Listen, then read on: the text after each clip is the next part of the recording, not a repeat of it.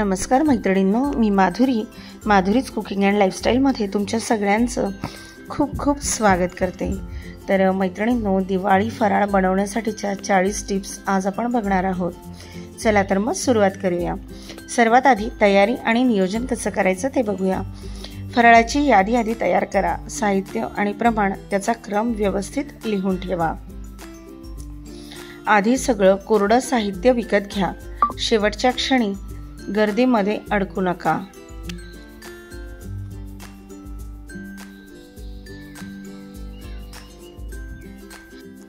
बेसन पीठ, रवा, तांदळाचं पीठ हे सगळं व्यवस्थित चाळून ठेवा।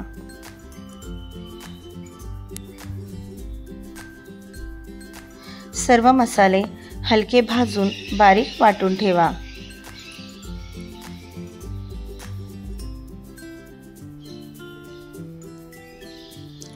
वापरायचं तेल, तूप आणि साखर स्वच्छ डब्यांमध्ये भरून ठेवा।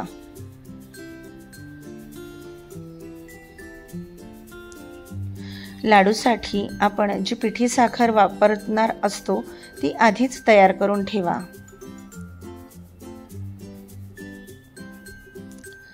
भाजणी तयार करून फ्रीजमध्ये ठेवल्यास चव आणि टिकवणं दोन्हीही राहतात।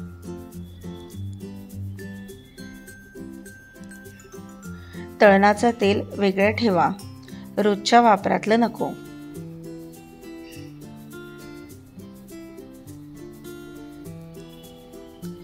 एकाच वेळी एकच पदार्थ तयार करा। लक्ष विचलित झालं तर फराळ बिघडतो।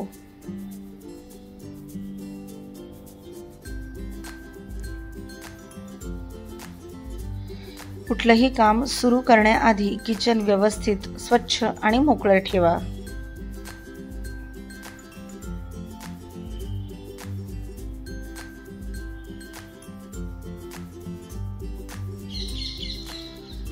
आता तळण आणि चव अगदी प्रॉपर येण्यासाठी आपण काही टिप्स बघणार आहोत। तळताना तेल मध्यम गरम ठेवा। खूप गरम तेलामध्ये पदार्थ काळे पडतात।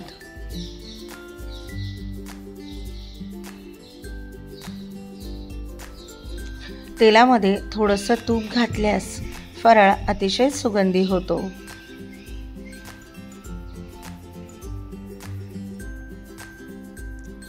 पदार्थ तळताना गॅसचा फ्लेम स्थिर ठेवा।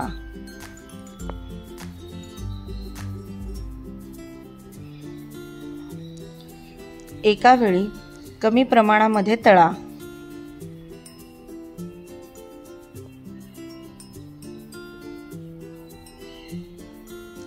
तळलेल्या पदार्थांना लगेचच झाकण ठेवून डब्यामध्ये ठेवू नका, यामुळे ओलावा येतो।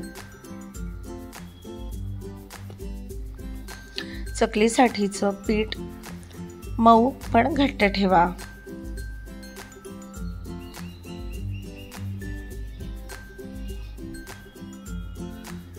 शेवग्यांच्या किंवा आलं लसूण नसलेल्या मसाल्यांचाच वापर करा। याच्यामुळे कुठलाही पदार्थ खूप दिवस टिकतो। शेव बनवताना पीठ गरम पाण्याने मळा, यामुळे शेव कुरकुरीत होते।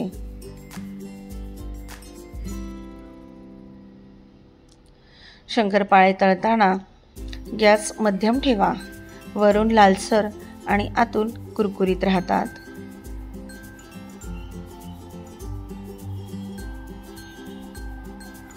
बाकरवडी तळण्याआधी फ्रीजमध्ये 10 मिनिटं ठेवा, यामुळे बाकरवडी तळताना फुटत नाही।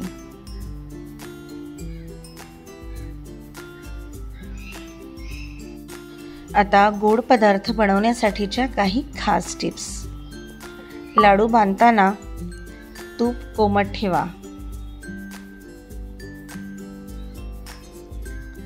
बेसन लाडूसाठी बेसन नीट आणि मंद गॅसवरच भाजा।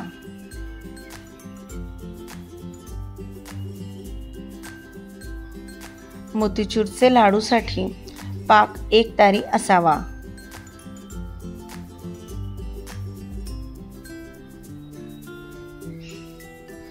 रव्याचे लाडू बनवण्यासाठी रवा गुलाबी रंगावर येईपर्यंत मंद आचेवर भाजा।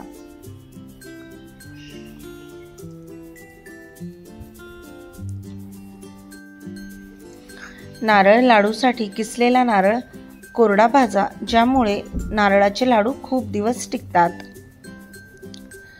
खव्याचे गुलाबजाम बनवताना खवा घट्ट आणि ओलसर नसावा, थोडासा तांबूस रंगाचाच असावा. पाक जर घट्ट झाला असेल तर गुलाबजाम आतून सुकतात, त्यामुळे पाक हा योग्य प्रमाणामध्ये एकतारी ठेवा. अनारसे भाजलेल्या तांदळाच्या पिठापासून करा.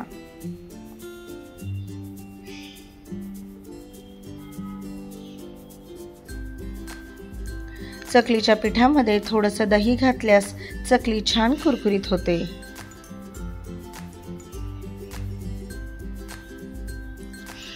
बर्फीसाठी तूप चोळून घ्या, त्यामुळे चमकदार टेक्स्चर येतं.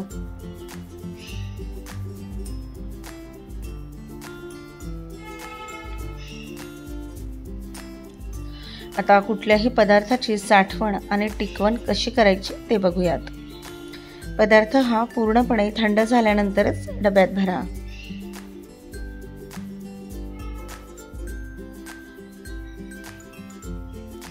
हवाबंद स्टील किंवा टीनचे डबे वापरा.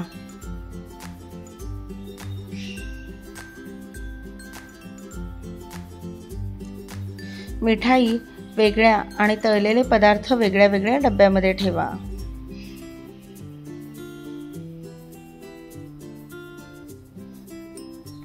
डब्यामध्ये टिश्यू पेपर किंवा बटर पेपर ठेवल्यास त्यातलं एक्स्ट्राचं तेल आणि मॉइश्चर शोषलं जातं. रोज डब्बा उघडताना कोरड्या चमच्यानेच घ्या.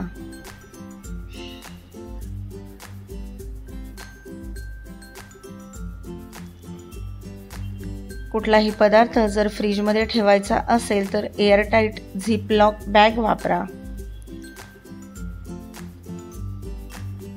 दिवाळीच्या आधी बनवलेले पदार्थ थंड आणि कोरड्या जागी ठेवा.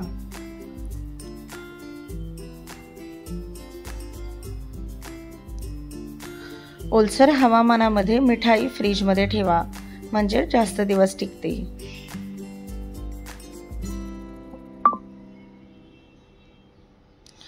तेलकट पदार्थासाठी नारळ वापरू नका, यामुळे पदार्थ लवकर खराब होतात.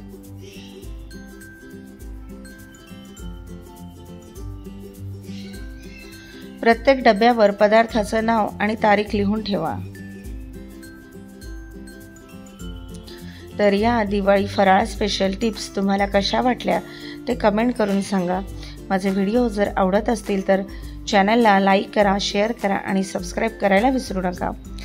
भेटूया अशाच एका नवीन व्हिडिओमध्ये. तोपर्यंत तुम्हा सगळ्यांना खूप खूप धन्यवाद आणि दिवाळीच्या भरपूर शुभेच्छा.